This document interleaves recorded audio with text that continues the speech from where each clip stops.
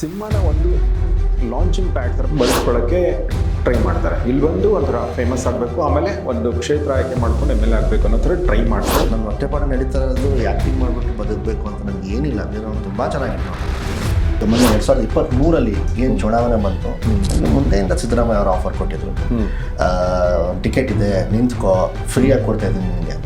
ಇಲ್ಲ ಸರ್, ನನಗೇನು ಬೇಕಾಗಿಲ್ಲ, ನನಗೆ ಇಂಟ್ರೆಸ್ಟು ಇಲ್ಲ ಅಂತ. ಅವತ್ತು ಅವ್ರು ಹೇಳಿದ್ರು, ಇವತ್ತು ನಿನಗೆ ಎಲ್ಲ ಹೊಟ್ಟೆ ತುಂಬಿದೆ, ನಿನಗೆ ಅರ್ಥ ಆಗ್ತಾ ಇಲ್ಲ, ನಿನಗೆ ಪವರ್ ಅಂದರೆ ಏನು, ಅಧಿಕಾರ ಅಂದರೆ ಏನು. ಒಂದು ದಿವಸ ಒಂದು 10-15 ವರ್ಷ ಆದ್ಮೇಲೆ ನೆನೆಸ್ಕೊಂತೀನಿ ನನ್ನ ಫ್ರೆಂಡ್, ನನ್ನ ತಂದೆದು ಒಬ್ಬ ಫ್ರೆಂಡ್ ಇದ್ದ, ನಿನ್ನ ಕಾಲ ಹತ್ರ ಬಂದು B.Pharm ಕೊಟ್ಟ, ನಿನ್ನ ಕಾಲಿಂದ ಒದ್ದೆ ಅಂತ ನನ್ನ ಒಂದಿನ ನೆನೆಸ್ಕೊಳ್ತೇನೆ. ನಮ್ಮ ತಂದೆ ಯಾವಾಗ ಫೀಲ್ಡ್ ಹೇಳಿದ್ರು, ಅವರು ಅದನ್ನು ಬೇರೆ ಬೇರೆ ಸ್ಟೇಟ್ಸ್ಗಿಂತ ಅವ್ರು ಶುರು ಮಾಡಿದ್ರು. ಅಂದರೆ ಒಂದು ಕಂಪನಿನ ಈ ರೇಂಜ್ಗೆ ತೊಗೊಂಡು ಅದನ್ನು ಬ್ರ್ಯಾಂಡಾಗಿ ನಿಲ್ಲಿಸಿದಂತಂತೆ. ನಾನು ಎಲ್ಲರಿಗೂ ಹೇಳ್ತಾ ಇರ್ತೀನಿ, don't become Modi, become Ambani ಅಂತ ಹೇಳಿ. ಈ ಲವ್ ಅನ್ನೋ ಮ್ಯಾಟ್ರ್ ಬಂದಾಗ ನಾನು ಬಿಟ್ಟರೆ ಇಲ್ಲ ಅಂತ ಅವ್ರಿಗೆ ಹೇಳಿದೆ. ನಿಮ್ದೇನಿದೆ ಅಂದರೆ ನನ್ನ ಕ್ಯಾರೆಕ್ಟರ್ಗೂ ಶೇಡ್ ಇದೆ, ಬಟ್ ಯಾವ ಥರ ಶೇಡ್ ಅಂತ ಎಕ್ಸ್ಪ್ಲೇನ್ ಮಾಡೋಕ್ಕೆ ಕಷ್ಟ ಆಗುತ್ತೆ. ನಮ್ಮ ಮೂಲಕ ಇಲ್ಲ ಅವ್ರ ಮೂಲಕ ನನಗಾಗತ್ತಾ, ಅಥವಾ ರಚಿತಾ ರಾಮ್ ಅವ್ರ ಮೂಲಕ ಇವ್ರಿಗಾಗತ್ತಾ, ಇವರಿಂದ ಅವ್ರಿಗಾಗತ್ತಾ ಅನ್ನೋದೇ ಒಂದು ಕುತೂಹಲದ ಪ್ರಶ್ನೆ. ಮೊನ್ನೆ ಆನಂದ್ ಖಾನ್ ಅವ್ರು ಬಂದಾಗ ಒಂದು ಪ್ರಸಂಗ ಆಯಿತು, ಅದ್ರ ಬಗ್ಗೆ ನಾನು ಹೇಳಿಸ್ಕೊಂಡ್ಬಿಟ್ರೆ, ನಾವು ಅದನ್ನು ವಿಜುವಲ್ಸ್ ಎಲ್ಲ ನೋಡಿದ್ವಿ, ಅವ್ರು ಈ ಥರನೂ ಮಾಡ್ತಾ ಇದ್ರು, ಒಂದೊಂದು ಥರ ಮಾಡ್ತಾ ಇದ್ರು ಅಂತ ಅನಿಸ್ತಾ ಇತ್ತು. ಅವನ ರೇಕ್ಸಕ್ಕೆ ಅವನಲ್ಲಿ ಮಿಡಲ್ ಫಿಂಗರ್ ತೋರಿಸಿದ್ದವನು. ನಾವು ಶ್ರೀಮಂತರ ಮಕ್ಕಳಲ್ಲ ಸರ್, ನಂಗೆ ಏನಿಗೆ ಸಿಂಪತಿ ಬರುತ್ತೆ. ಈಗ ನನ್ನ ಕಷ್ಟ ನಿಮ್ಗೆ ಹೇಳಿದ್ರೆ, ಏನ್ರಿ ನಿಮ್ಗೇನ್ರಿ ಕಷ್ಟ, ಈಗ ಸಿನಿಮಾ ಸ್ಟ್ರಗಲ್ ಆಗ್ಬೋದು, ಇಷ್ಟೆಲ್ಲ ನಾನು ಮಾಡ್ಬೇಕಂತ ಇರಲಿಲ್ಲ.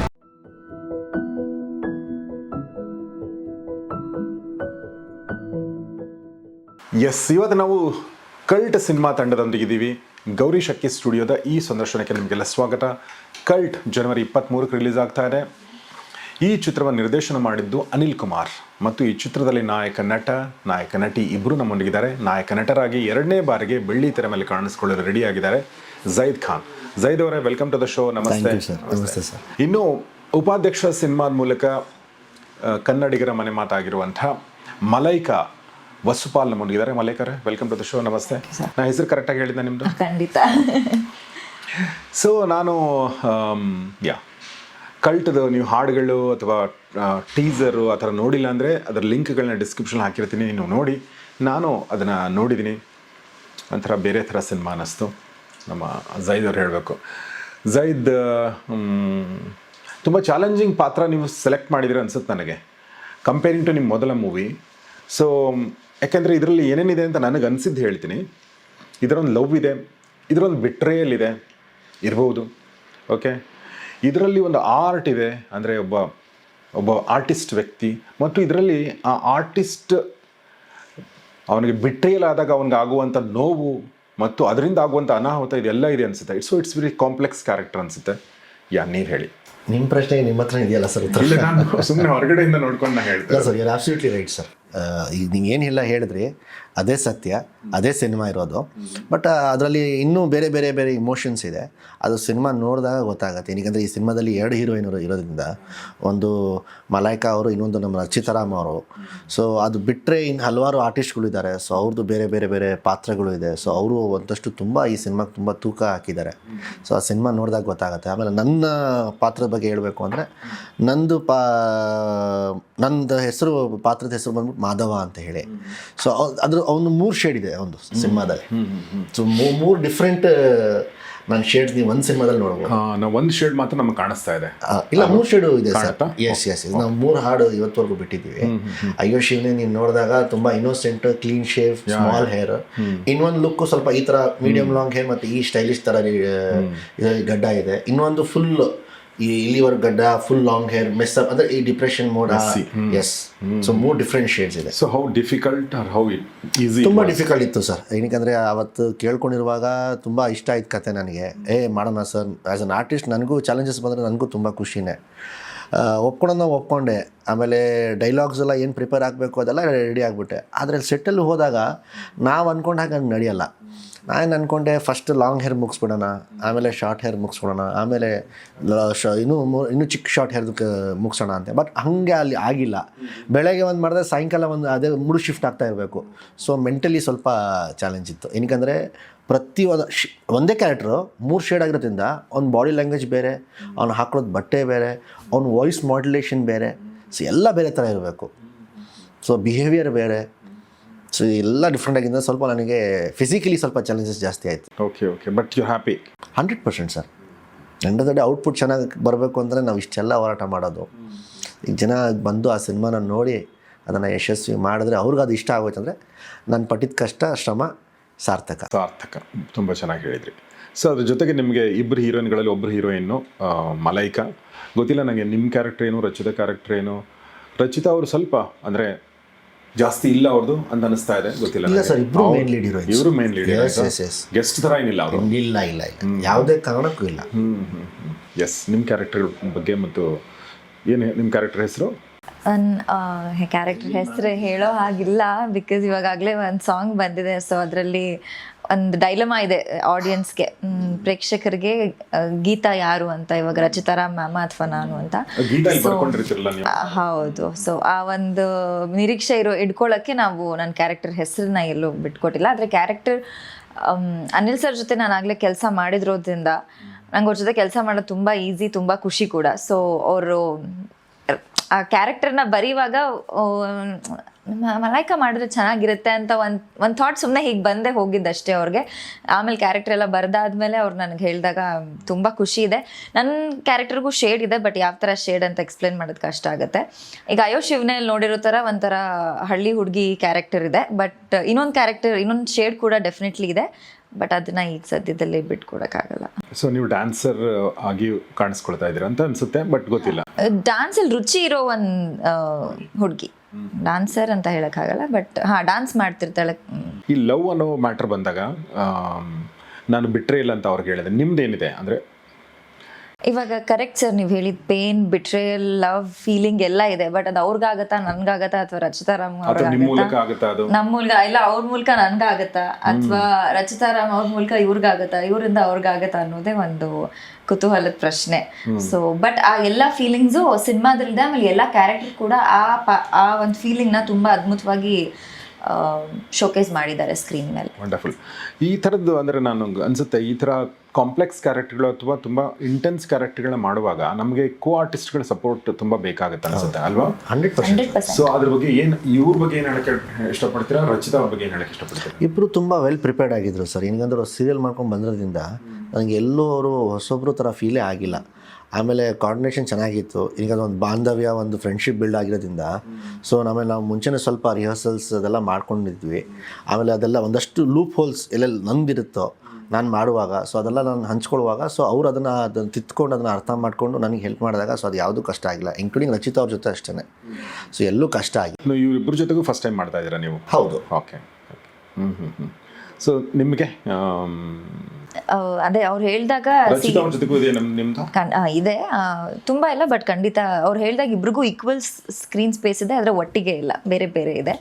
ಬಟ್ ಅವ್ರ ಜೊತೆ ನಾನು ಕೆಲಸ ಮಾಡಿದಾಗ ನನಗದೊಂದು ಭಯ ಇರಲಿಲ್ಲ. ನನಗೆ ಏನಿದ್ದು I have to be the best ಅಂತ ಇತ್ತು. ಸೊ ಯಾಕಂದರೆ ಒಬ್ಬ ಆಲ್ರೆಡಿ ಸೂಪರ್ ಸ್ಟಾರ್ ಜೊತೆ ಕೆಲಸ ಮಾಡೋದಂದರೆ ಒಂಥರ ಜವಾಬ್ದಾರಿ ನಮಗೂ ಕೂಡ, ಹೊಸೊಬ್ಬರಿಗೆ ಹೇಗೆ ನಾವು ಅದನ್ನು ಪೋರ್ಟ್ರೇ ಮಾಡ್ತೀವಿ ಸ್ಕ್ರೀನ್ ಮೇಲೆ ಅಂತ.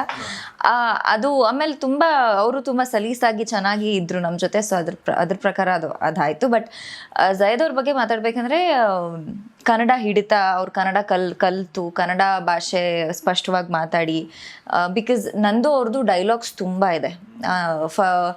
ಅಂದರೆ ಚಿಕ್ಕದಲ್ಲ, ದೊಡ್ಡದು ಡೈಲಾಗ್ಸ್. ನನಗೆ ತುಂಬ ಈಸಿ, ಬಿಕಾಸ್ ನನಗೆ ಕನ್ನಡ ಹಿಡಿತ ತುಂಬ ಚೆನ್ನಾಗಿ ಸೀರಿಯಲ್ ಮಾಡ್ಕೊಂಡು ಬಂದಿರೋದ್ರಿಂದ ನಮಗಲ್ಲಿ ಏನು ಎಕ್ಸ್ಕ್ಯೂಸಸ್ ಇಲ್ಲ, ನೀವು ಮಾಡಬೇಕಂದ್ರೆ ಮಾಡಬೇಕು, ಏನು ಹೇಳ್ಕೊಡಲ್ಲ, ಏನಿಲ್ಲ.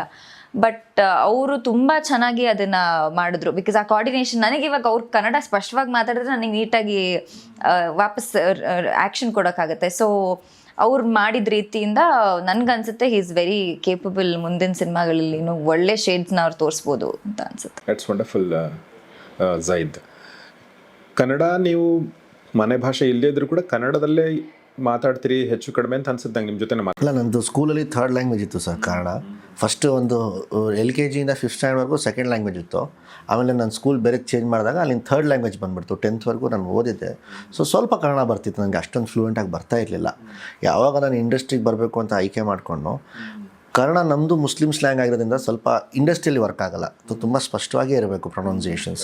ಸೊ ಹಂಗಾಗಿ ಒಂದಷ್ಟು ಪರ್ಸ್ನಲ್ ಕ್ಲಾಸಸ್ ತೊಗೊಂಡು ಅದ್ರ ಮೇಲೆ ಸ್ವಲ್ಪ ವರ್ಕ್ ಮಾಡಿ, ಆಮೇಲೆ ಒಂದಷ್ಟು ಸ್ವಲ್ಪ ಕನ್ನಡ ತುಂಬ ಯಾರು ಸ್ಪಷ್ಟವಾಗಿ ಮಾತಾಡ್ತಾರಲ್ಲ, ಸೊ ಅವ್ರ ಜೊತೆ ಎಲ್ಲ ಫ್ರೆಂಡ್ಶಿಪ್ ಮಾಡಿಕೊಂಡು ಮಾತಾಡ್ತಾ ಸ್ವಲ್ಪ ಈಗ ಇಂಪ್ರವೈಸ್ ಮಾಡ್ಕೊಂಡು ಈಗ ಸ್ವಲ್ಪ ಒಂದು ರೇಂಜ್ಗೆ ಮಾತಾಡ್ತಿದ್ದೀನಿ ಅಂತ. ಈಗ ಒಂದು ರೇಂಜಿಗೆ ಮಾತಾಡ್ತಾ ಇದ್ದೀರಾ, ನೀವು ಹೇಳಿದಾಗ ಗೊತ್ತಾಗುತ್ತೆ ನಿಮ್ದು ಸ್ವಲ್ಪ ಆ ಥರ ಸ್ಲ್ಯಾಂಗ್ ಅಂತ ಹೇಳಿ, ಬಟ್ ಬಟ್ ಅನ್ಸಲ್ಲ. ಅನ್ಸಲ್ಲ. ಬಟ್ ಅಂದ್ರೆ ಆ ಫ್ಲೂಯೆನ್ಸ್ ಇದೆಯಲ್ಲ ಅದು ತುಂಬ ಇಂಪಾರ್ಟೆಂಟ್. ಟ್ರೈ ಮಾಡ್ತಾನೆ ಇದ್ದೀನಿ ಸರ್.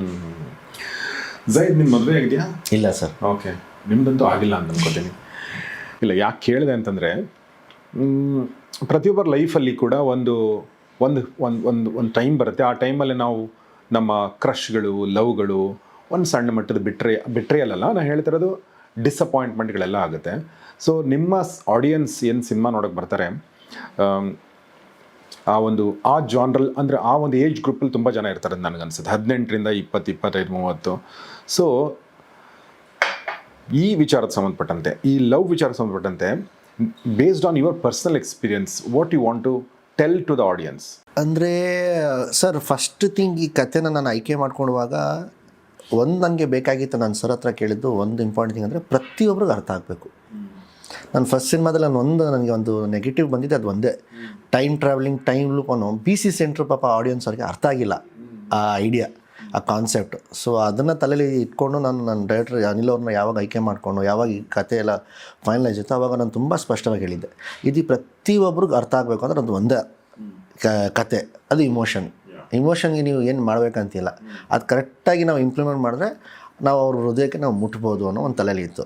ಸೊ ಈಗ ನಾವು ಏನು ಕತೆ ನಾನು ಮಾಡಿದ್ದೀನೋ, ಈಗ ನನ್ನ ಕ್ಯಾರೆಕ್ಟರ್ ಏನಿದೆಯೋ, ಇಲ್ಲ ಮಲೈಕಾ ಅವ್ರದ್ದು, ರಚಿತಾ ಅವ್ರದ್ದು ಏನಿದೆಯೋ, ಪ್ರತಿಯೊಬ್ಬನೂ ಕೂಡ, ಅದು ವಯಸ್ಸಾದವ್ರಾಗ್ಬೋದು, ಹೊಸೊಬ್ಬರು ಆಗ್ಬೋದು, ಇಲ್ಲ ಅಂದರೆ ಚಿಕ್ಕ ಮಕ್ಕಳು, ಅಂದರೆ ಈಗ ಬೆಳೀತಾ ಅಡಲ್ಟ್ಸ್ ಈಗ ಯಾರು ಆಗ್ತಾರೆ, ಪ್ರೀ ಮೆಚ್ಯೂರ್ಡ್ ಕಿಡ್ಸ್ ಎಲ್ಲ ಯಾರಿದ್ದಾರೆ, ಅವ್ರ ಪ್ರತಿಯೊಬ್ಬರು ಜೀವನದಲ್ಲೂ ಒಂದಲ್ಲ ಒಂದು ಟೈಮಲ್ಲಿ ಅವ್ರ ಲೈಫಲ್ಲಿ ಘಟನೆ ನಡೆದಿರುತ್ತೆ.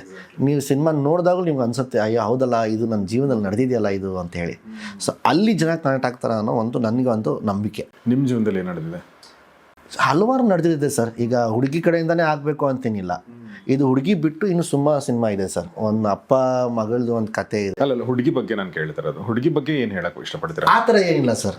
ನಾನು ತುಂಬ ಜಾಸ್ತಿ ಮೊದಲಿಂದನೂ ಸ್ವಲ್ಪ ಸಿನಿಮಾ ಹುಚ್ಚ. ನಾನು ಸ್ವಲ್ಪ ಸಿನಿಮಾ ಕಡೆನೇ ಜಾಸ್ತಿ ಟೈಮ್ ಕೊಡ್ತಿದ್ದೆ, ಆ ಕಡೆ ಎಲ್ಲ ಸ್ವಲ್ಪ ನಾನು ಜಾಸ್ತಿ. ನನಗೆ ಏನಂದರೆ, ಐ ಜಸ್ಟ್ ವಾಂಟ್ ಟು, ಈಗ ಒಂದು ಇಮ್ಮೆಚ್ಯೂರಿಟಿ ಕೂಡ ಒಂದು ಟೈಮಲ್ಲಿ ಇರುತ್ತೆ ಅಲ್ವಾ? ಮತ್ತು ಇಮ್ಮೆಚ್ಯೂರಿಟಿನಲ್ಲಿ ಈ ಲವ್ ಬಂದಾಗ ಒಂದಷ್ಟು ಡ್ರಾಸ್ಟಿಕ್ ಡಿಸಿಷನ್ಗಳು, ಓಕೆ, ಓಡೋಗಿ ಮದುವೆ ಆಗುವಂಥದ್ದು, ಇಲ್ಲ ಅಂತಂದರೆ ನನಗೆ ಯಾರು ಹುಡುಗಿ, ಈಗ ಫಾರ್ ಎಕ್ಸಾಂಪಲ್ ನಾನು ಹುಡುಗಿ ಇಷ್ಟಪಡ್ತೀನಿ, ಅವಳು ನನಗೆ ಇಷ್ಟಪಡ್ಬೇಕಂತ ಏನಿಲ್ಲ, ಹೌದು, ಬಟ್ ಇಲ್ಲ ನೀನು ನಂಗೆ ಇಷ್ಟಪಡುವಂಥ ಬೆನ್ನ ಹಿಂದೆ ಬೀಳೋದು, ಈ ಥರದ್ದೆಲ್ಲ ಮಾಡ್ತಾರೆ ಹುಡುಗರು. ಹೌದು, ಓಕೆ, ಹುಡುಗಿರು ಮಾಡ್ತಾರೆ, ಹುಡುಗಿರು ಏನು ಕಡಿಮೆ ಇಲ್ಲ, ಅಂದರೆ ಹೌದು, ಪರ್ಸೆಂಟೇಜ್ ಕಡಿಮೆ ಇದೆ.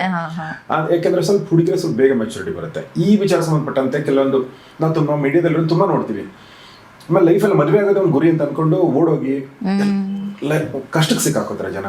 ಸೊ ಅಂಥವ್ರಿಗೆ ಏನಾದರೂ ಹೇಳಕ್ಕೆ ಇಷ್ಟಪಡ್ತೀರಾ? ಅದೇ ಸರ್, ಈ ಸಿನಿಮಾಯಿಂದ ಅದು ಅವ್ರಿಗೆ ಉತ್ತರ ಸಿಗುತ್ತೆ.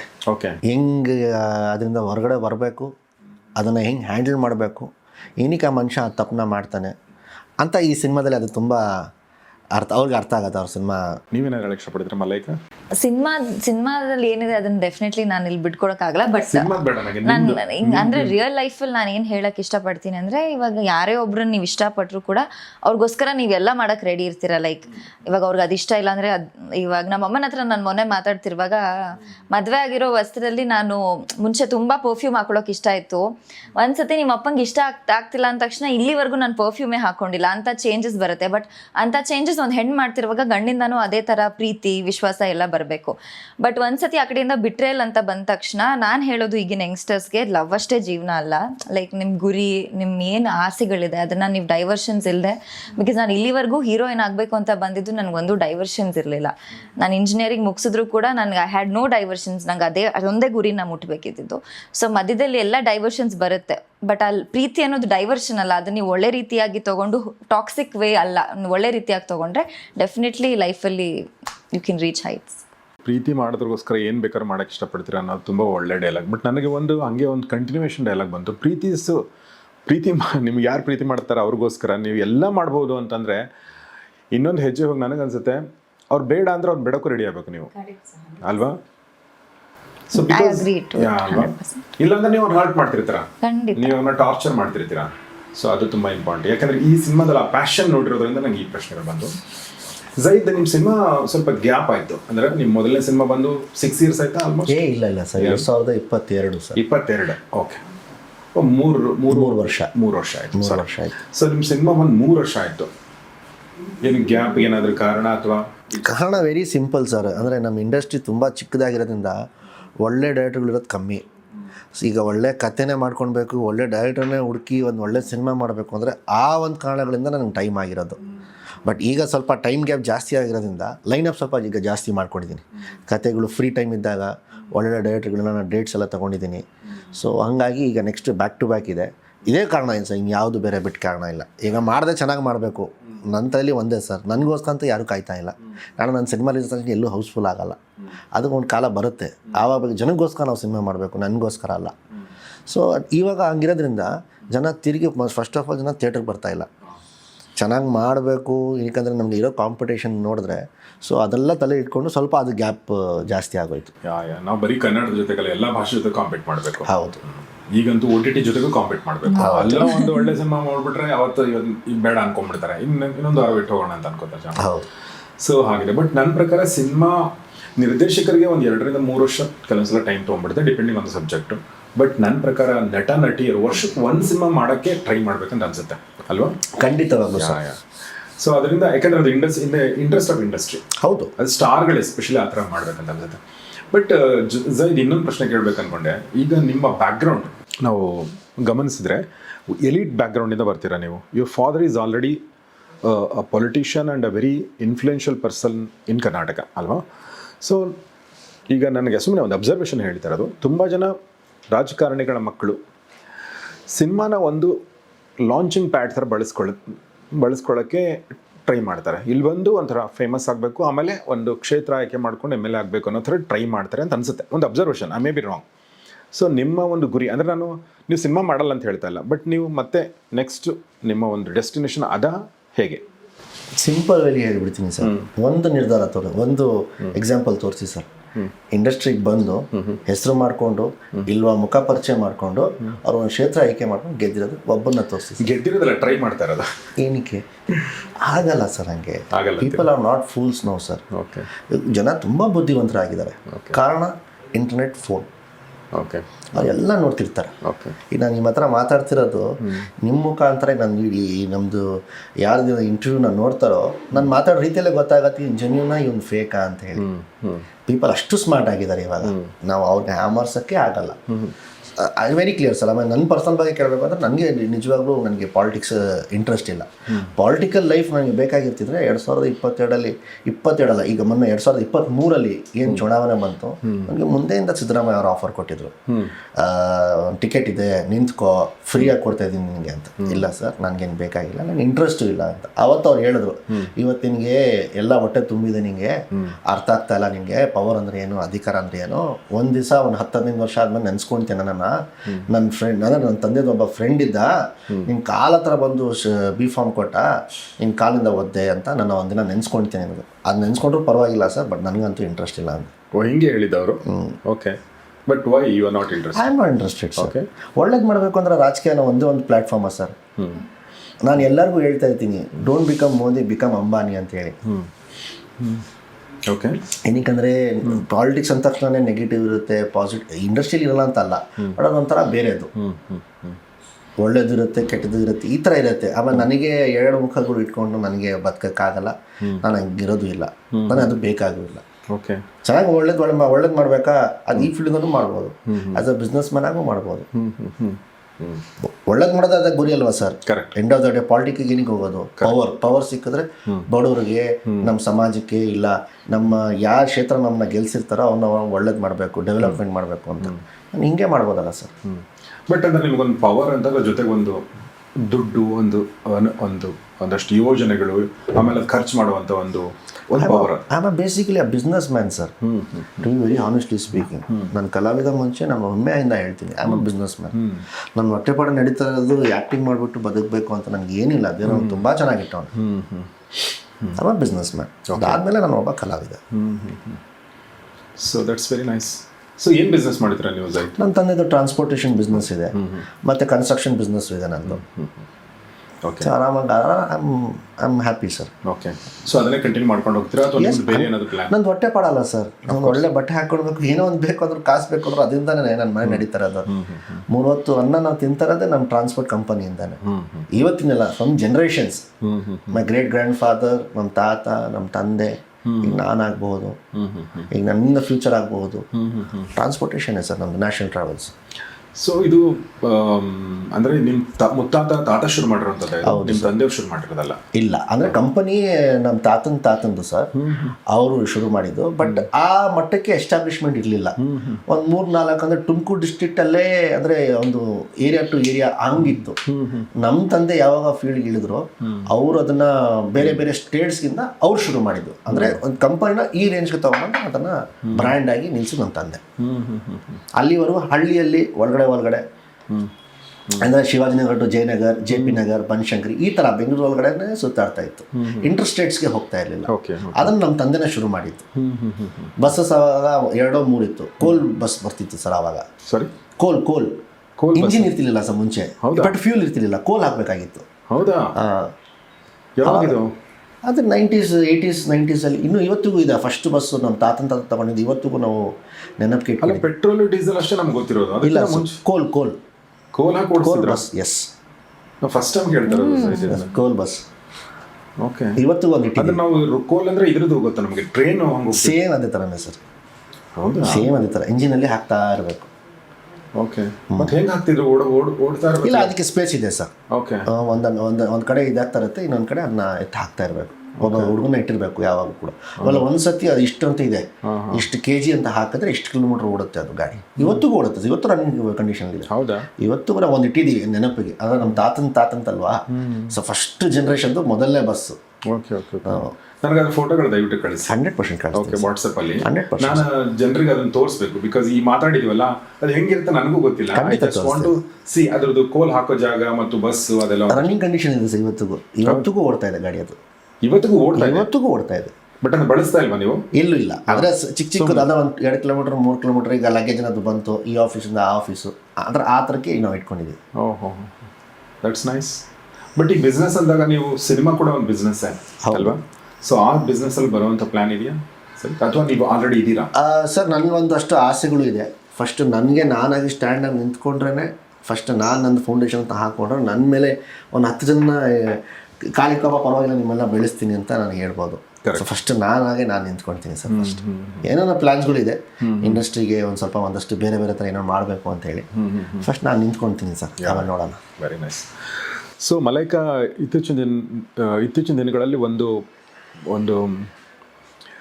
ರೆವಲ್ಯೂಷನ್ ಥರ ನಡೀತಾ ಇದೆ. ರೆವಲ್ಯೂಷನ್ ಇನ್ ದ ಸೆನ್ಸ್ ಈ ಕ್ರಿಕೆಟಲ್ಲಿ ನೀವು ಅಬ್ಸರ್ವ್ ಮಾಡಿರ್ಬೋದು, ಮುಂಚೆ ಮೇಲ್ ಪ್ಲೇಯರ್ಸ್ಗೆ ಎಷ್ಟು ದುಡ್ಡು ಕೊಡ್ತಿದ್ರು ಅಷ್ಟು ಇವ್ರಿಗೆ ಕೊಡ್ತಿರಲಿಲ್ಲ. ಸೇಮ್ ಮಾಡಿದ್ರು ಕೂಡ ಕಡಿಮೆ ಕೊಡ್ತಿದ್ರು. ಓಕೆ, ಕಬಡ್ಡಿ ಇರ್ಬೋದು, ಬೇರೆದ್ರಲ್ಲಿ ಕೂಡ ಹಾಗೆ ಇತ್ತು.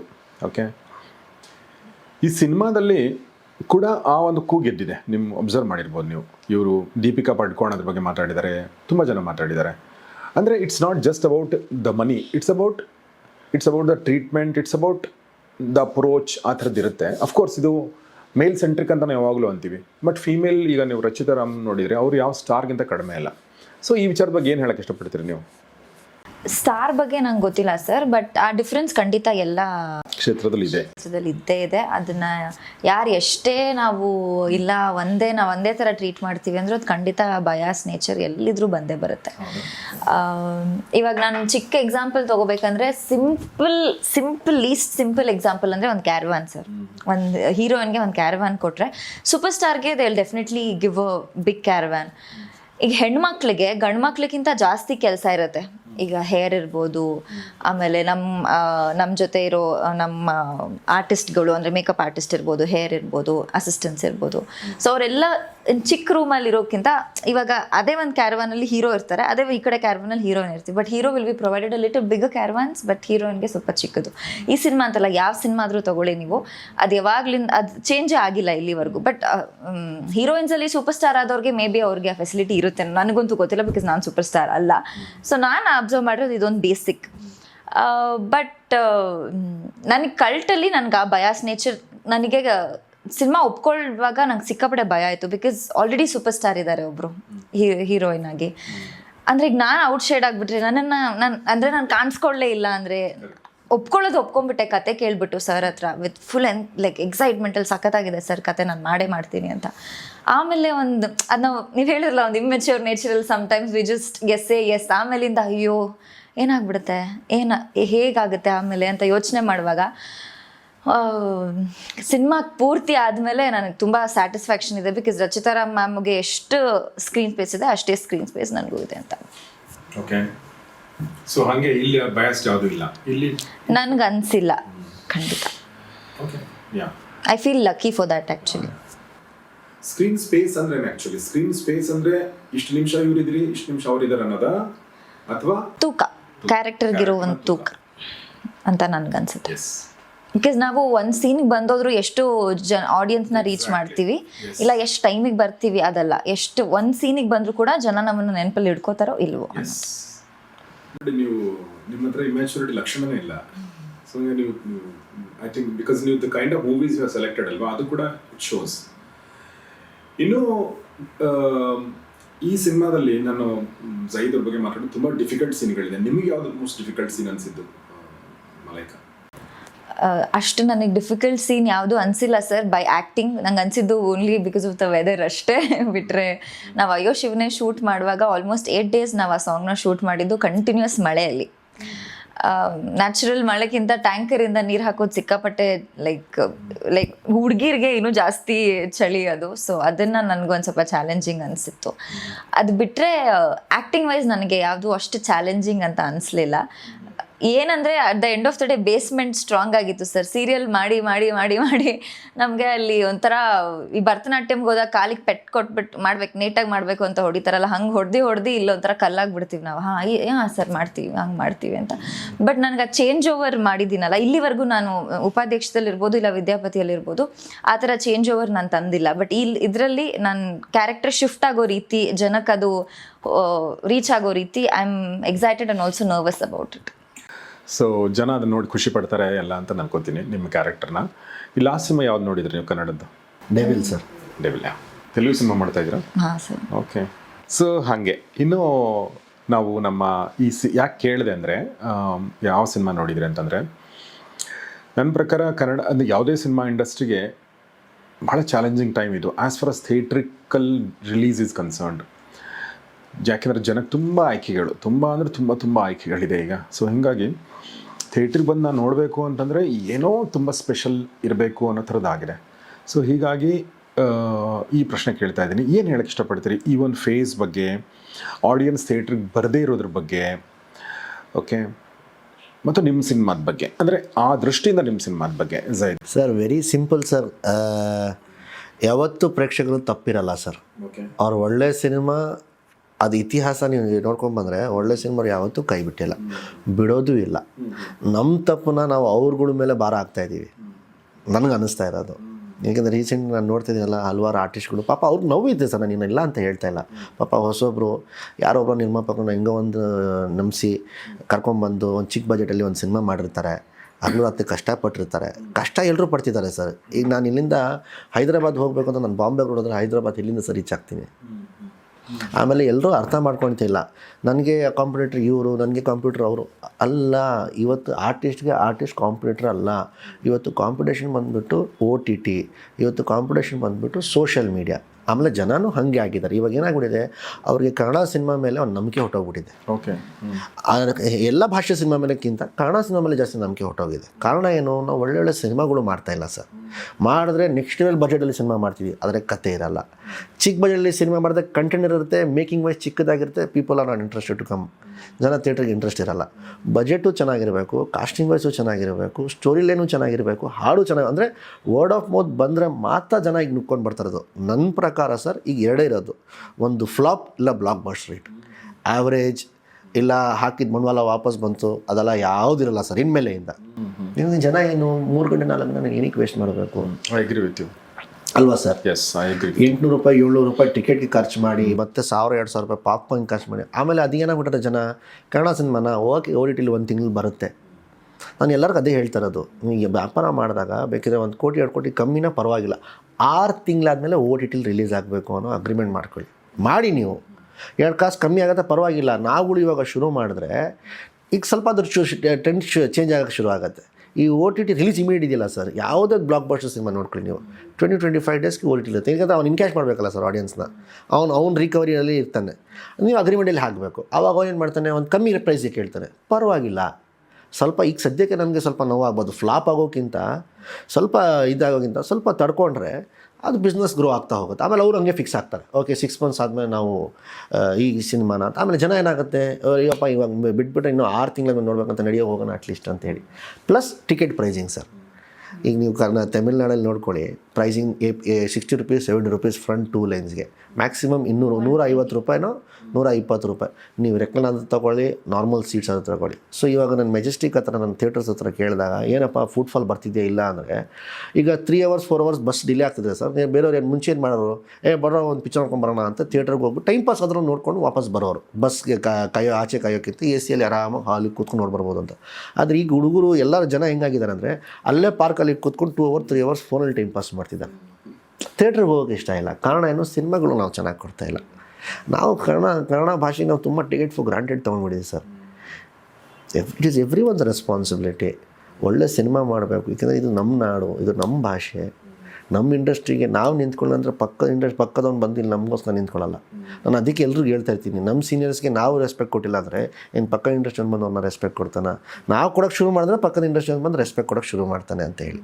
ಸೊ ಎವ್ರಿಥಿಂಗ್ ಇಸ್ ನನ್ನ ಪ್ರಕಾರ ಸರ್, ಇದೆಲ್ಲ ನಮ್ಮ ತಪ್ಪು. ಅದ್ರಲ್ಲಿ ನನ್ನನ್ನು ನಾನು ಇನ್ಕ್ಲೂಡ್ ಮಾಡ್ಕೊತೀನಿ. ಆಡಿಯನ್ಸ್ ತಪ್ಪಂತೂ ಅಲ್ಲ. ಒಳ್ಳೆ ಸಿನಿಮಾ ಮಾಡ್ತಾರೆ, ಥಿಯೇಟ್ರಿಗೆ ಬಂದು ಸಿನಿಮಾ ನೋಡ್ತಾರೆ.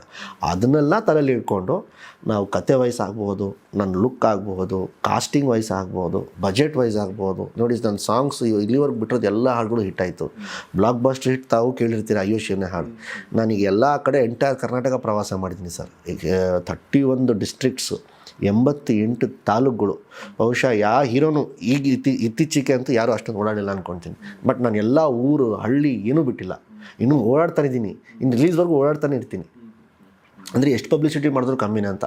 ಸೊ ಅಷ್ಟು ಸೀರಿಯಸ್ನೆಸ್ ತಗೊಂಡು ಅಷ್ಟು ನೀವು ಸಿನಿಮಾಗೆ ಲವ್ ಮಾಡಿದ್ರೆ, ನೀವು ಜನಕ್ಕೆ ಅಷ್ಟೊಂದು ಇದು ಮಾಡಿದ್ರೆ ಅವ್ರು ಬರ್ತಾರೆ. ಏನಕ್ಕೆ ಅವ್ರಿಗೇನು ಫೀಲ್ ಆಗುತ್ತೆ, ಬಿಡೋ ಪಾಪ ಅವ್ರು ನಮ್ಮೂರಿಗೆ ಬಂದಿದ್ದ, ನಮ್ಮ ಹತ್ರ ಬಂದುಬಿಟ್ಟು ಬೇಡ್ಕೊಂಡಿದ್ದಾರೆ ಅಂದಮೇಲೆ ನಾವು ಅವ್ನಿಗೋಸ್ಕರ ಅಟ್ಲೀಸ್ಟ್ ನಾವು ಹೋಗ್ಬಿಟ್ಟು ಒಂದು ಸಿನಿಮಾ ನೋಡಲೇಬೇಕು ಅಂತ ಹೇಳಿ.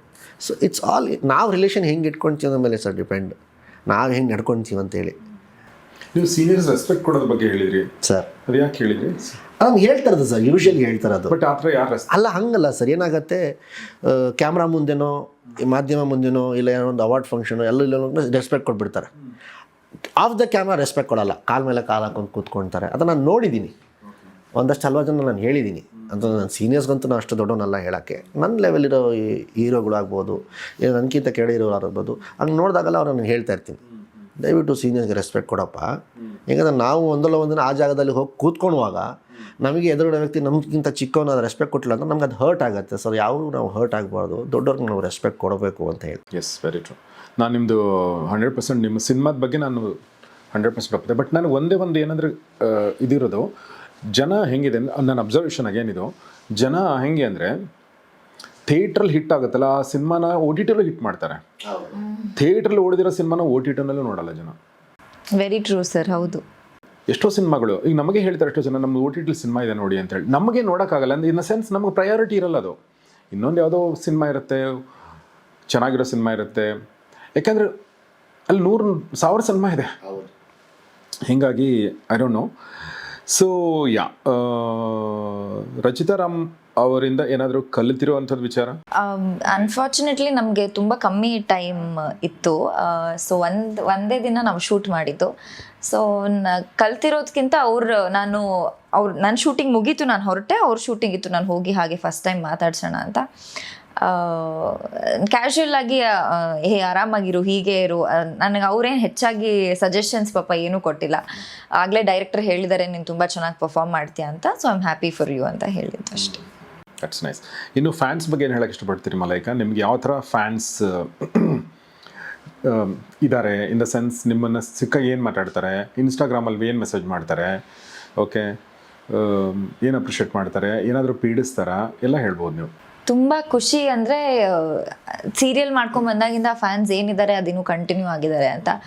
ಸೊ ಒಂದಿಷ್ಟು ಫ್ಯಾನ್ ಪೇಜಸ್ಗಳು ಅವ್ರು ಮೆಸೇಜ್ ಕಳಿಸ್ತಿರ್ತಾರೆ, ನಾನು ರಿಪ್ಲೈ ಮಾಡಿಲ್ಲ ಅಂದರೆ ಅದು ನನ್ನ ಜೊತೆಗಿರೋರು ಮೇಕಪ್ ಆರ್ಟಿಸ್ಟ್ ಇರ್ಬೋದು, ಹೇರ್ ಸ್ಟೈಲ್, ಅವ್ರಿಗೆಲ್ಲ ಕೇಳ್ತಾರೆ ಹೇಗಿದ್ದಾರೆ, ಹುಷಾರಾಗಿದ್ದಾರೆ, ಅವ್ರ ಹೆಲ್ತ್ ಹೇಗಿದೆ, ತುಂಬ ಓಡಾಡ್ತಾ ಇದ್ದಾರೆ ಇತ್ತೀಚೆಗೆ ಆ ಊರಿಂದ ಈ ಊರಿಗೆ, ಸೊ ಅವ್ರ ಹೆಲ್ತ್ ಹೇಗಿದೆ ಅಂತೆಲ್ಲ ವಿಚಾರಿಸ್ತಾರೆ.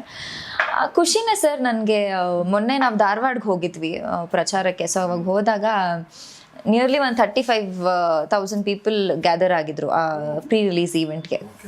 ಸೊ ನಮಗೆ ತುಂಬ ಖುಷಿ ಆಯಿತು. ಆಮೇಲೆ ನಾನು ಒಂದ್ಸತಿ ನಾನು ಸೀರಿಯಲ್ ಮಾಡಿದ್ದು ನೋಡಿದ್ರಾ ಅಂತ ಕೇಳಿದ್ರೆ ಜೋರಾಗಿ ಕಿರ್ಚ್ತಾರೆ. ಸೊ ಅಂದರೆ ಚಿಕ್ಕ ಮಗುವಿಂದ ಹಿಡಿದು ದೊಡ್ಡೋರ್ವರೆಗೂ ಒಂದಿಷ್ಟು ಜನ, ಅಷ್ಟು ಜನನೂ ನನ್ನ ಸೀರಿಯಲ್ ನೋಡಿಕೊಂಡು ಇವಾಗ ಸಿನಿಮಾ ಬಗ್ಗೆನೂ ಮಾತಾಡ್ತಾರೆ. ಮೊನ್ನೆನೂ ನಾನು ಕಾರಲ್ಲಿ ಕೂತಾಗ ನೀವು ಸಿನಿಮಾ ಮಾಡಿದ್ದೀರಲ್ವಾ ಅಂದರೆ ರೆಕಗ್ನೈಸ್ ಮಾಡ್ತಾರೆ.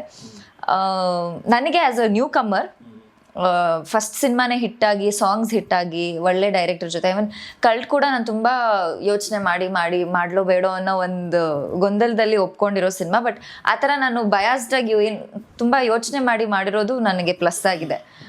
ಸೊ ಖುಷಿ ಆಗುತ್ತೆ. ಓಕೆ, ಮೆಸೇಜ್ಗಳು ಬರ್ತಾವೆ ಇನ್ಸ್ಟಾಗ್ರಾಮಲ್ಲಿ? ನಾನು ಆಫ್ ಮಾಡಿಬಿಟ್ಟಿದ್ದೀನಿ ಸರ್, ಮೆಸೇಜ್ ಬರಲ್ಲ ನನಗೆ. ಅಂದರೆ ನಾನು ಅನ್ಲೆಸ್ ಅಂಟಿಲ್ಲ ಅವ್ರನ್ನ ಫಾಲೋ ಮಾಡಿದ್ರೆ ನನಗೆ ಮೆಸೇಜ್ ಬರುತ್ತಿಲ್ಲ ಅಂದರೆ ಬರಲ್ಲ. ಅದೇ ಫಾಲೋ ಮಾಡೋದ್ರಿಂದ ಮೆಸೇಜ್ಗಳು ಏನು ಬರುತ್ತೆ? ಕಮೆಂಟ್ಸ್ ಬರುತ್ತೆ ಸರ್, ಮೆಸೇಜ್ ನಾನು ಜಾಸ್ತಿ ತೆಗೆದುಬಿಟ್ಟು ನೋಡಲ್ಲ. ಕಮೆಂಟ್ಸ್ ಎಲ್ಲ ಬರ್ತಾ ಇರುತ್ತೆ. ನೆಗೆಟಿವ್ ಸ್ವಲ್ಪ ಮುಂಚೆ ನೆಗೆಟಿವ್ ಇರಲಿಲ್ಲ. ನಾವು ಸೀರಿಯಲ್ ಮಾಡುವಾಗ, ಸಿನಿಮಾ ಬಂದ್ಮೇಲೆ ಚೂರು ನೆಗೆಟಿವ್ ಇದೆ ಹೊರತು ಪಾಸಿಟಿವ್ ಜಾಸ್ತಿ ನೆಗೆಟಿವ್ ಮಾತಾಡ್ತಾರೆ ಇದ್ದೇ ಇರುತ್ತಲ್ವಾ ಸರ್. ಅಂದ್ರೆ ಇವಾಗ ಒಂದೊಂದ್ಸತಿ ಯಾವ ತರ ಅಂದ್ರೆ ಫೋಟೋಸ್ಗೆ ಏನಾದ್ರು ನೆಗೆಟಿವ್ ಆಗಿ ಮಾತಾಡೋದು, ಅಥವಾ ಅಂದ್ರೆ ಯೂಶಲಿ ನಾನು ಫೋಟೋಸ್ ಅಂತದ್ ಹಾಕೋದೇ ಇಲ್ಲ ಇನ್ಸ್ಟಾಗ್ರಾಮ್ ಅಲ್ಲಿ, ಇಟ್ಸ್ ವೆರಿ ಕ್ಲಿಯರ್. ಬಿಟ್ರೆ ನಾನು ನೆಗೆಟಿವ್ ನಾನು ಜಾಸ್ತಿ ನೋಡಿಲ್ಲ ನನ್ನ ಪೇಜ್ ಅಲ್ಲಿ. ನಾನು I am very happy for it. But positivity ತುಂಬಾ ಇರುತ್ತೆ. ಅದು ನನ್ಕಿಂತ ಜಾಸ್ತಿ ನನ್ನ ಜೊತೆಲಿರೋರ್ಗೆ ಮೆಸೇಜಸ್ ಜಾಸ್ತಿ ಹೋಗ್ತಾ ಇರುತ್ತೆ. ಎಸ್ ಝೈದ್, ನಾನು ಇನ್ನೊಂದು ಪ್ರಶ್ನೆ ಕೇಳ್ಬೇಕು ಅನ್ಕೊಂಡೆ. ರಚಿತಾ ರಾಮ್ ಜೊತೆಗಿನ ಅನುಭವ ನಿಮ್ಮದು? It was good? Of course sir, ಚೆನ್ನಾಗಿತ್ತು. ಒಂದು ಎಕ್ಸ್ಪೀರಿಯನ್ಸ್ ಇತ್ತು. ಅಂದರೆ ಸೀನಿಯರ್ಸ್ಗಿಂತ ಒಂದು ಸೂಪರ್ ಸ್ಟಾರ್ ಜೊತೆ ಕೆಲಸ ಹೆಂಗಾಗತ್ತೆ, ಅವ್ರು ಹೆಂಗೆ ಕೆಲಸ ಮಾಡ್ತಾರೆ ನೋಡಿದ್ದೀನಿ ನಾನು ಕೂತ್ಕೊಂಡು ಶೂಟಿಂಗ್ ಸರಿಯಲ್ಲ. ಬಟ್ ಪರ್ಸ್ನಲ್ ಆಗಿ ಎಕ್ಸ್ಪೀರಿಯನ್ಸ್ ಫಸ್ಟ್ ಟೈಮ್ ಆಗಿದ್ದರಿಂದ. ಈ ಕರ್ನಾಟಕದಲ್ಲಿ ನೀವು ಓಡಾಡ್ಕೊಂಡು ಬಂದ್ರಲ್ಲ, ಏನು ನೀವು ನಮ್ಮ ಕರ್ನಾಟಕ ಜನತೆ ಬಗ್ಗೆ ಏನು ಅರ್ಥ ಮಾಡ್ಕೊಂಡ್ರಿ ಹೊಸದು? Anything that you learn? Sir, ಒಂದು ನನಗೆ ಅರ್ಥ ಆಗಿದೆ ಏನಂತ ಗೊತ್ತಾ ಸರ್, ಅವರು ಸಿನಿಮಾಕ್ಕಿಂತ ವ್ಯಕ್ತಿತ್ವನ ನೋಡ್ತಾರೆ ಅಂತ ಹೇಳಿ. ಓಕೆ, ವಾವ್, ವಂಡರ್ಫುಲ್ ರೀ ನೀವು.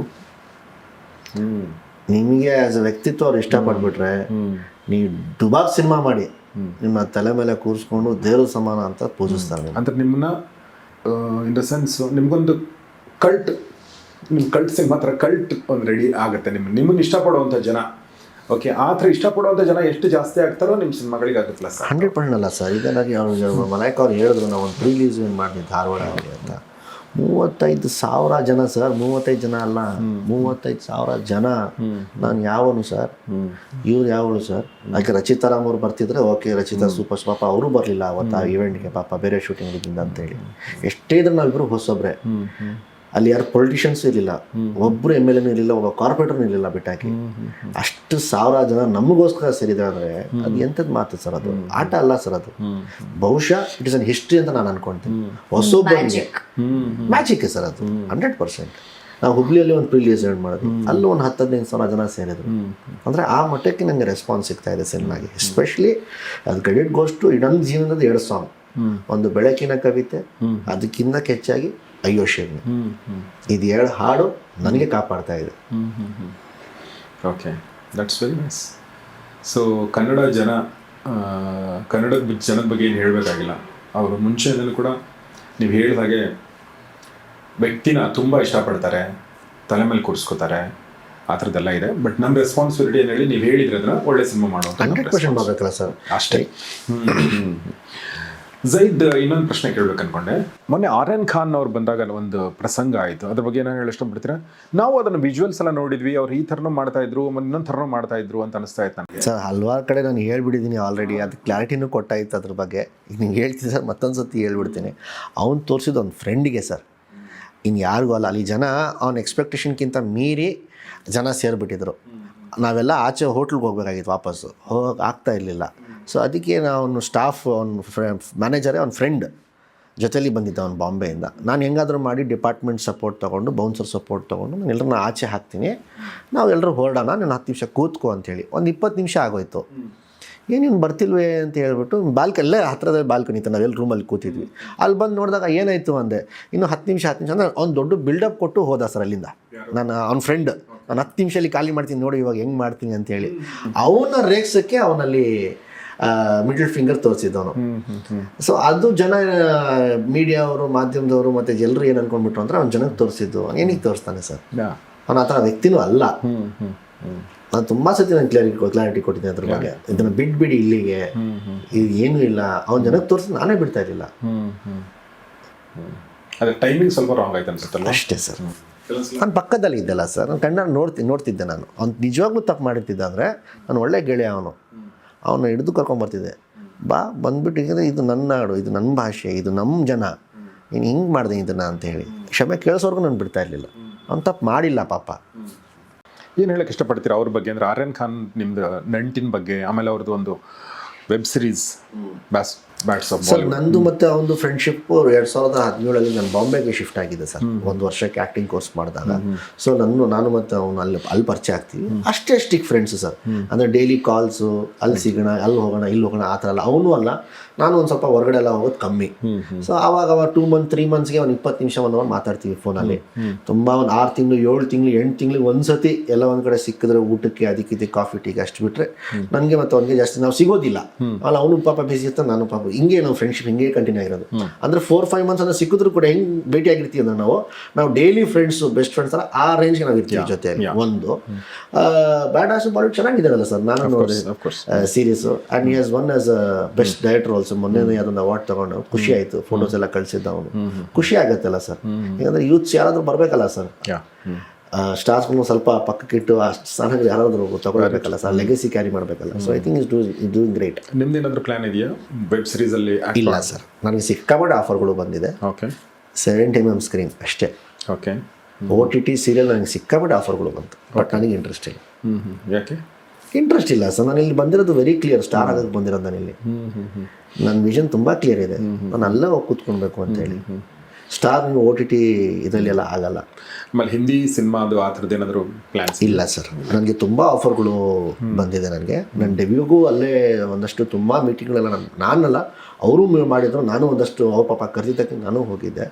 ತುಂಬ ದೊಡ್ಡ ಪ್ರೊಡಕ್ಷನ್ ಹೌಸಿಂದ. ನನಗೆ ಇಂಟ್ರೆಸ್ಟ್ ಇಲ್ಲ. ನನಗೆ ಅಲ್ಲಿ ಕಾಂಟ್ಯಾಕ್ಟ್ಸ್ ನನಗೆ ನಮ್ಮ ತಂದೆಗೆ ತುಂಬ ಚೆನ್ನಾಗಾಗೋದ್ರಿಂದ ಆಲ್ಮೋಸ್ಟ್ ಬಾಲಿವುಡ್ ಇಂಡಸ್ಟ್ರಿ ಎಲ್ಲರೂ ನನಗೆ ತುಂಬ ಫ್ರೆಂಡ್ಸ್ ಸರ್ಕಲ್ ನಂಗೆ ಚೆನ್ನಾಗಿದೆ, ಎಲ್ಲರೂ ಚೆನ್ನಾಗಿದ್ದಾರೆ ನನ್ನ ಜೊತೆ.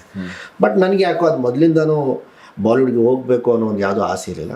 ನಾನು ಇಲ್ಲಿಗೆ ನಮ್ಮ ಕನ್ನಡ ಇಂಡಸ್ಟ್ರಿಗೆ ನಾನು ಹೀರೋ ಆಗಬೇಕು, ಇಲ್ಲಿಗೆ ನಾನು ಸೂಪರ್ ಸ್ಟಾರ್ ಆಗಬೇಕು ನನ್ನ ಆಸೆ ಸರ್. ಈ ಪೊಲಿಟಿಷಿಯನ್ ಮಗ ಆಗಿರೋದು ಅಥವಾ ಎಲಿಟ್, ಇದರಲ್ಲಿ ಪ್ರೋಸ್ ಮತ್ತು ಕಾನ್ಸ್ ಏನು ಝೈದ್? ಅಂದರೆ ಈಗ ನೀವು ಪ್ಲಸ್ ತೊಗೊಳ್ಬೇಕು ಅಂದರೆ ಪೀಪಲ್ ವಿಲ್ ರೆಕಗ್ನೈಸ್ ಯು. ಒಂದು ಭಾಗ ಜನ, ಎಲ್ಲರಲ್ಲ.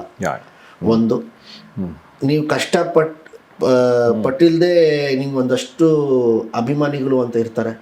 ಅವ್ರು ಬಂದು ನಿಮಗೆ ನಮ್ಮ ತಂದೆ ಮಾಡಿರೋ ಒಳ್ಳೆ ಕೆಲಸನೋ ಇಲ್ಲ ಅವ್ರ ಪವರ್ಗೋಸ್ಕರನೋ ಬಂದು ನಮ್ಮ ಹತ್ರ ಫೋಟೋಸು, ನಮ್ಮ ಹತ್ರ ಚೆನ್ನಾಗಿ ನಡ್ಕೊಳ್ತಾರೆ. ನಾವೇನೋ ಮಾಡಿರಲ್ಲ ಅವ್ರಿಗೆ, ಅದನ್ನು ನಾವು ಸಂಪಾದಿಸಿರಲ್ಲ. ಅವ್ರು ಮಾಡಿರೋದಕ್ಕೆ ಅದು ನಮಗೆ ಅದೊಂದು ಸಿಗುತ್ತೆ, ಒಂದು ಪ್ಲ್ಯಾಟ್ಫಾರ್ಮ್ ಸಿಗುತ್ತೆ. ಎಲ್ಲಿ ಹೋದ್ರು ಕೂಡ ಒಂದು ವೇದಿಕೆ ಸಿಗುತ್ತೆ, ಎಲ್ಲ ಒಂದು ಕಡೆ ಅಂತ ಒಂದು ಚೇರ್ ಸಿಗುತ್ತೆ. ಅದು ಮುಂದೆನೋ ಹಿಂದೆನೋ ಇದು ಸಿಗುತ್ತೆ. ನೆಗೆಟಿವ್ ಕಡೆ ಅಂತ ತಗೊಂಡು ಹೋದರೆ ನಾವು ಪ್ರತಿಯೊಬ್ಬ 99.9% ನನ್ನನ್ನು ನೋಡೋ ದೃಷ್ಟಿಕೋನ ನೆಗೆಟಿವೇ. ನಾವು ಶ್ರೀಮಂತರ ಮಕ್ಕಳಲ್ವಾ ಸರ್? ಓಕೆ, ನಂಗೆ ಏನಕ್ಕೆ ಸಿಂಪತಿ ಬರುತ್ತೆ? ಈಗ ನನ್ನ ಕಷ್ಟ ನಿಮ್ಗೆ ಹೇಳಿದ್ರೆ ಏನ್ರಿ ನಿಮ್ಗೇನ್ರಿ ಕಷ್ಟ? ಓಕೆ, ಹೌದಲ್ವ? ನೀವು ಹೇಳಿ ಸರ್. ಈಗ ನಾನು ಹಿಂಗೆ ಹೇಳಿದ್ರೆ ಸರ್ ನನಗೆ ಒಂದು 10 ಲಕ್ಷ ರೂಪಾಯಿ ಅರ್ಜೆಂಟ್ ಆಗಬೇಕು, ನನ್ನ ಹತ್ರ ಎಲ್ಲ ನಂಬ್ತೀರಾ? ನಂಬಲ್ಲ. ಬಟ್ ನನ್ನ ಕಷ್ಟ ನನಗೆ ಗೊತ್ತು. ಅದಕ್ಕೆ ಆಣೆಗೆ ಇರುವೆಗೆ. ಓಕೆ, ಅದೇ ನಮಗೆ 10 ಲಕ್ಷ ಬೇಕಾಗುತ್ತೆ, ನಮ್ಗೆ 10 ಕೋಟಿ ಬೇಕಾಗಿರುತ್ತೆ ಅಥವಾ 100 ಕೋಟಿ ಬೇಕಾಗಿರುತ್ತೆ. ಅದೇ ಅಲ್ಲಿ ಇರುತ್ತೆ ಸರ್. ಆಣೆಗೆ ಇರುವೆಗೆ ಭಾರ ಅಂತೂ ಇರುತ್ತೆ, 100% ಇರುತ್ತೆ. ಇಲ್ಲ ಮನುಷ್ಯನ ಇಲ್ವಲ್ಲ ಸರ್? ಕರೆಕ್ಟ್. ಅದು ಒಂದು ಗಾದೆನೂ ಇದೆ, ದೇವರು ಮನುಷ್ಯಂಗೆ ಎಲ್ಲನೂ ಕೊಟ್ಬಿಟ್ರೆ ಅವನ ಒಂದು ದೇವರು ಅಂತ ಅನ್ಕೊಂಡ್ಬಿಡ್ತಾರಂತೆ. ಅದಕ್ಕೆ 99% ಪ್ಲಸ್ ಕೊಟ್ಟಿದ್ರು 1% ನೆಗೆಟಿವ್ ಕೊಟ್ಟಿರ್ತಾರಂತೆ. ಆಗಾಗ ದೇವರು ಅಂತ ನೆನೆಸ್ಕೊಂತ ಇರೋ ನೀನು ಅಂತ. ನಿಮ್ದು ಏನು ಕಷ್ಟ? ನಿಮ್ಗೆ ಲೈಫಲ್ಲಿ ಏನು ಕಷ್ಟ ಇದೆ? ಏನು ಇರುತ್ತೆ ಸರ್? ಏನು ಈಗ ಸಿನಿಮಾ ಸ್ಟ್ರಗಲ್ ಆಗ್ಬೋದು, ಇಷ್ಟೆಲ್ಲ ನಾನು ಮಾಡ್ಬೇಕಂತ ಇರಲಿಲ್ಲ. ಬಟ್ ಇದು ನನ್ನ ಆಸೆ ಆಗಿರೋದ್ರಿಂದ, ಇಷ್ಟಪಟ್ಟು ಕಷ್ಟಪಡ್ತಾರದಿಂದ, ಬಿಸ್ನೆಸ್ಸಲ್ಲಿ ಕಮಿಟ್ಮೆಂಟ್ಸ್ ಇರುತ್ತೆ. ಏನೋ ಅಪ್ಸ್ ಆ್ಯಂಡ್ ಡೌನ್ಸ್ ಲೈಫ್ ಅಂದಮೇಲೆ ಒಂದು ಟ್ರ್ಯಾಕಲ್ಲಿ ಅಂತೂ ಹೋಗೋಕ್ಕೆ ಸಾಧ್ಯ ಇಲ್ಲ. ಒಂದ್ಸತಿ ಮೇಲೆ ಹೋಗ್ತಾ ಇರ್ತೀವಿ, ಖುಷಿಯಲ್ಲಿ ಇರ್ತೀವಿ, ಒಂದ್ಸತಿ ಅಳ್ತೀವಿ, ಒಂದ್ಸತಿ ಬೇಜಾರಾಗ್ತೀವಿ, ಡಿಪ್ರೆಷನ್ಲೂ ಹೋಗ್ತೀವಿ, ಮತ್ತೆ ಹೊರಗಡೆ ಬರ್ತೀವಿ. ಅದೇ ಲೈಫ್ ಅಲ್ಲ sir.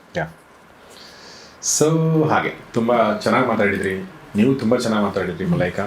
It was very nice talking to you. Thank you sir. So cult cinema 23ಕ್ಕೆ ರಿಲೀಸ್ ಆಗ್ತಾ ಇದೆ. ಒಂದು ಒಳ್ಳೆ ತಂಡ ಒಳ್ಳೆ ಕೆಲಸ ಮಾಡಿದೆ ಅಂತ ನನಗೆ ಅನ್ನಿಸ್ತಾ ಇದೆ. ಮತ್ತು ಅವರು ತಮ್ಮ ಹಾರ್ಟ್, ಸೋಲ್, ಬ್ಲಡ್, ಸ್ವೆಟ್ ಎಲ್ಲ ಇದಕ್ಕೆ ಹಾಕಿದ್ದಾರೆ ಅಂತ ಅನಿಸುತ್ತೆ. ನಮಗೊಂದೇ ಒಂದು ಏನಂದ್ರೆ ನಾನು ಜನರಲ್ ಕೇಳೋದು, ಒಂದು ಸಾಫ್ಟ್ ಕಾರ್ನರ್ ಇರಬೇಕು ಕನ್ನಡದ ಬಗ್ಗೆ. ನಾವು ಅಫ್ಕೋರ್ಸ್ ನಾವು OTT-ನಲ್ಲೂ ನೋಡ್ತೀವಿ, ಬೇರೆ ಭಾಷೆಗಳು ನೋಡ್ತೀವಿ, ಬಟ್ ಕನ್ನಡದ ಬಗ್ಗೆ ಒಂದು ಸಣ್ಣದೊಂದು ಸಾಫ್ಟ್ ಕಾರ್ನರ್ ಇರಬೇಕು. ಬಟ್ ಆ ಸಾಫ್ಟ್ ಕಾರ್ನರ್ ಕೂಡ ನಾವು ಗಳಿಸ್ಕೋಬೇಕಾಗುತ್ತೆ ಪ್ರತಿ ಸಲ ಕೂಡ, ಅಲ್ವಾ?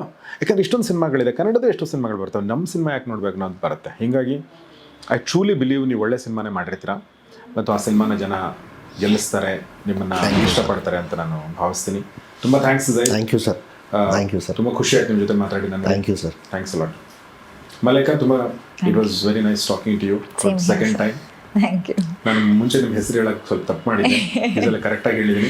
ಏನಂದ್ರೆ ನಿಮ್ಮ ಹೆಸರು ಸ್ವಲ್ಪ ಕನ್ನಡದ ಹೆಸರು ಅನ್ಸಲ್ಲ, ಬೇರೆ ಹೆಸರು ಅನ್ಸುತ್ತೆ. ನಾನು ಕನ್ನಡದವಳೆ ಅಂತ ಇಷ್ಟೋ ಜನ ಅನ್ಕೊಂಡಿರ್ಲಿಲ್ಲ ಸ್ಟಾರ್ಟಿಂಗ್. ಮಾಳವಿಕಾ ಅಂದ್ರೆ ಬಂದ್ಬಿಟ್ಟಿರೋದು, ಮಲೈಕಾ ಅಂದ್ರೆ ಸ್ವಲ್ಪ ಯಾವ ಊರು ಇವ್ರದ್ದು? ಅದಕ್ಕೆ ಸುದೀಪ್ ಸರ್ ಒಂದು ಸಾಂಗೇ ಮಾಡ್ಬಿಟ್ಟಿದ್ದಾರೆ ಅಲ್ವಾ ಸರ್, ಅದಕ್ಕೆ ಹೆಸರು ನೀಟಾಗಿ ಪ್ರೊನೌನ್ಸ್ ಮಾಡಿ ಇಡೀ ಕನ್ನಡ ಜನತೆ ಅಂತ. Yes. So thank you both of you. Thank you sir. So ಸ್ನೇಹಿತರೆ, ಇದು ಕಲ್ಟ್ ಸಿನಿಮಾದ ಬಗ್ಗೆ ನಾವು ಮಾತಾಡಿದ್ವಿ. ಜನವರಿ 23ನೇ ತಾರೀಕು ಹೊಸ ವರ್ಷದಲ್ಲಿ ಬರ್ತಾ ಇದೆ. ಸೊ ಸಿನಿಮಾ ನೋಡಿ ನಿಮ್ಮೆಲ್ಲ ಸ್ನೇಹಿತರೊಂದಿಗೆ ಶೇರ್ ಮಾಡಿ. ನನಗೆ ಈ ಇಬ್ಬರು ವ್ಯಕ್ತಿಗಳ ಜೊತೆ ಮಾತಾಡಿದಾಗ ಅನಿಸಿದ್ದೇನೆಂತಂದರೆ, ಒಂದು ಮೆಚ್ಯೂರಿಟಿ, ಒಂದು ಬ್ರಾಡ್ ಮೈಂಡೆಡ್ನೆಸ್ಸು, ಒಂದು ಅಕ್ಸೆಪ್ಟೆನ್ಸು ಮತ್ತು ಒಂದು ಆರೋಗನ್ಸ್ ಇಲ್ದಿರುವಂಥ ಒಂದು ಫೀಲಿಂಗ್ ಇರುತ್ತಲ್ವ. ಜನ ಯಾಕೆ ಸಿನಿಮಾ ನೋಡ್ತಾ ಇಲ್ಲ ಅಂತಂದರೆ, ಜನರನ್ನು ಬ್ಲೇಮ್ ಮಾಡೋದಲ್ಲ, ನಾವೇನು ಮಾಡ್ತಾಯಿದ್ದೀವಿ, ನಾವೇನು ಸರಿ ಮಾಡ್ತಾಯಿದ್ದೀವಿ, ನಾವೇನು ತಪ್ಪು ಮಾಡ್ತಾಯಿದ್ದೀವಿ ಅನ್ನೋ ಒಂದು ಇಂಟ್ರೋಸ್ಪೆಕ್ಷನ್ ಇದೆಲ್ಲವೂ ಕೂಡ ಇವ್ರ ಮಾತುಗಳಲ್ಲಿ ನನಗೆ ಕೇಳಿಸ್ತು. ಹೀಗಾಗಿ ನನಗೆ ಈ ಸಿನಿಮಾ ಅಂತಲ್ಲ, ಈ ಸಿನಿಮಾ ಜೊತೆಗೆ ಇವ್ರು ಮಾಡುವಂಥ ಮುಂದಿನ ಸಿನಿಮಾಗಳು ಕೂಡ ನಾವು ನಿರೀಕ್ಷೆ ಇಟ್ಕೊಳ್ಬಹುದು ಅಂತ ನನಗೆ ಅನಿಸ್ತಾರೆ. ಅಫ್ಕೋರ್ಸ್ ನೀವು 23ನೇ ತಾರೀಕಿಗೆ ಡಿಸೈಡ್ ಮಾಡ್ತೀರಿ, ಬಟ್ ಒಂದು ಸಾಫ್ಟ್ ಕಾರ್ನರ್ ಮೂಲಕ ಅದು ಇಟ್ಕೊಳ್ಳಿ ಮತ್ತು ನೋಡಿ. ಇಷ್ಟ ಆದರೆ ನಿಮ್ಮೆಲ್ಲ ಸ್ನೇಹಿತರೊಂದಿಗೆ ಶೇರ್ ಮಾಡಿ. ಅಷ್ಟೇ. ನೋಡ್ತಾರೆ ಗೌರಿ ಶೆಟ್ಟಿ ಸ್ಟುಡಿಯೋ ಮತ್ತು ನೋಡಿ ಕಲ್ಟ್, ಜನವರಿ 23ನೇ ತಾರೀಕು. ನಮಸ್ಕಾರ.